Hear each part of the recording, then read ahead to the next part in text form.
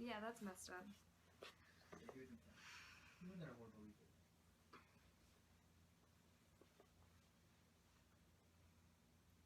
I held it in my hands while he told the story. He'd found it in a fallen bunker. A book for notes with all the pages blank. He took it to keep for a sketchbook and diary. He learned, years later, when he showed the book to an old bookbinder who paled and stepped back a long step and told him what he held, what he had laid the days of his life in. It's bound, the binder said, in human skin. I stood turning it over in my hands, turning it in my head. Human skin. What child did this skin fit? What man, what woman dragged still full of flesh from what dream? Who took it off the meat? Some other one who stayed alive by knowing how to do this? I stared at the changing book, and a horror grew. I stared, and a horror grew, which is, how beautiful it was, until I knew. The book by Miller Williams is a 7-stanza poem. It has no real definition to why there is 7 stanzas or to why there is no set number of lines in each stanza. So it really has no clear significance to the structure of this poem.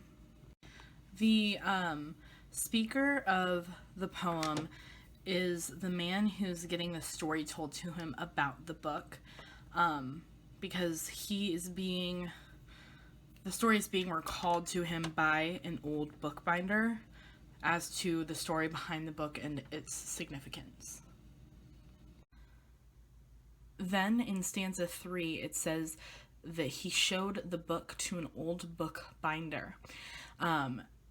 You could infer that they were at a bookstore because he had showed it to an old bookbinder, but you never want to assume that. So you just have to go with the occasion of the story being told.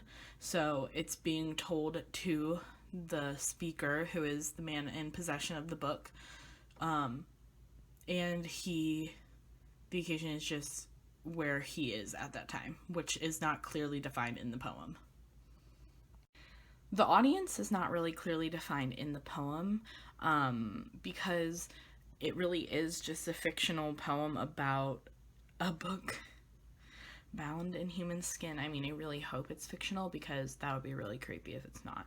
Anyways, so there really is no clear defined audience, so I would just say that the audience that Miller Williams wrote this poem for is most likely just people who enjoy creepy things, people who enjoy to read about very, very creepy and somber stories or poems.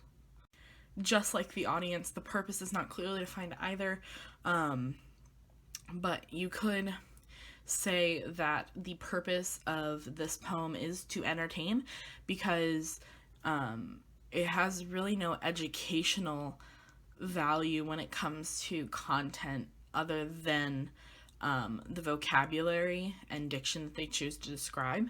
Other than that, there's really no clear purpose other than to entertain.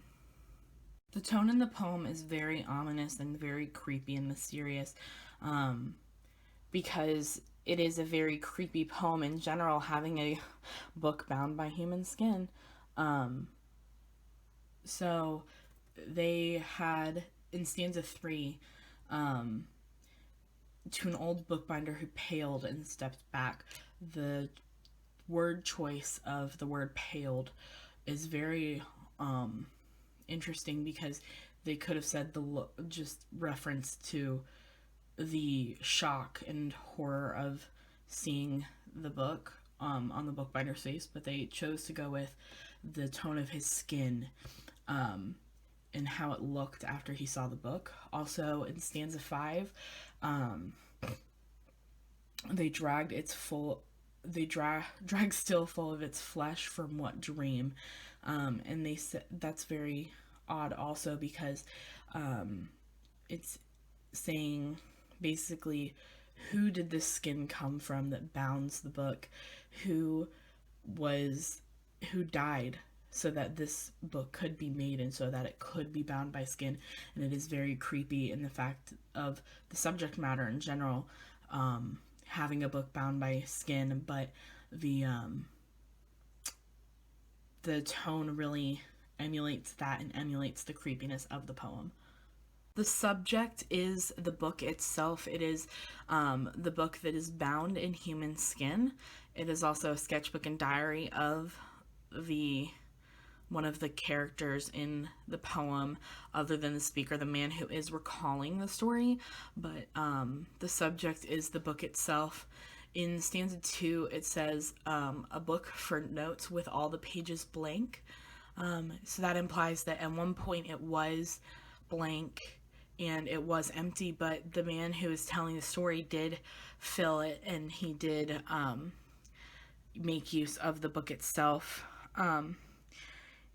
In stanza 3, it says that he learned years later when he showed the book to an old bookbinder.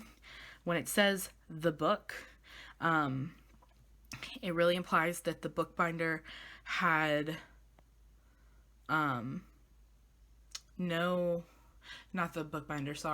the man who was in possession of the book had no idea that it was bound in human skin, and he had no idea that the book itself was of that nature, being bound.